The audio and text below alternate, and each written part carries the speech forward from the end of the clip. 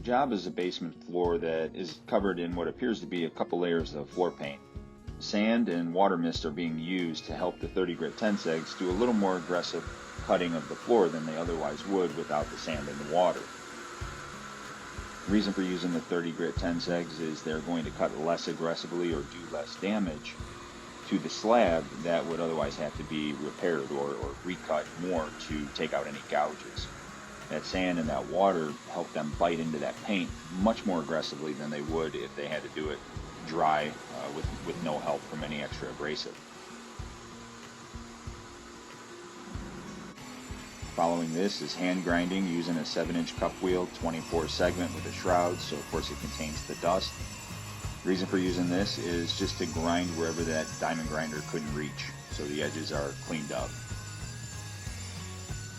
Following this is sand and water mist again, but now with 70 grit tensegs. The purpose for these tools is to remove the scratches that were left from those 30 grits.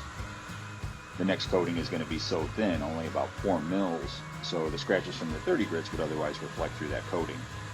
By using a 70 grit, it does smooth out or hone that floor, but because they are such a fine diamond, the sand and the water mist are going to help them to stay sharp and effectively keep cutting that concrete.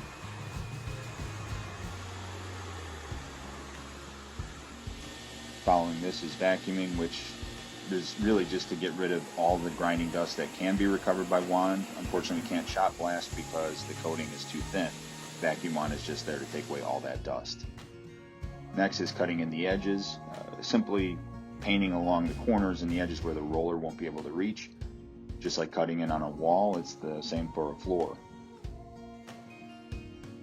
The roller that's going to be used is called an epoxy glide. It's a 1/4-inch roller that does a really good job of moving thin viscosity or low viscosity materials. Doesn't leave too bad roller marks. It's easy to deliver the material with it. It easily drops the resin as it's applied to the floor, in this case just floor paint. Care should be exercised during this part of the process while dipping and rolling to not leave puddles or extra ridges. But because the floor is so thirsty, it's pretty easy to, by eye, to just make sure not to leave any large areas of excess material. As the floor dries, it's obvious that the porosity difference does show through this first coat, but as it dries, it really does become more uniform. Still, a second coat is required, not only to even out the floor, but also from the standpoint of durability. A second coat is going to make that floor that much stronger by having that extra layer of material. But the aesthetics are also important because the floor is going to look more uniform with that second coat of floor paint. Yield on the material is going to be about 50% more because the floor is now obviously not very porous, so a lot more distance will be yielded from a gallon of material than on a bare surface. And that's about it.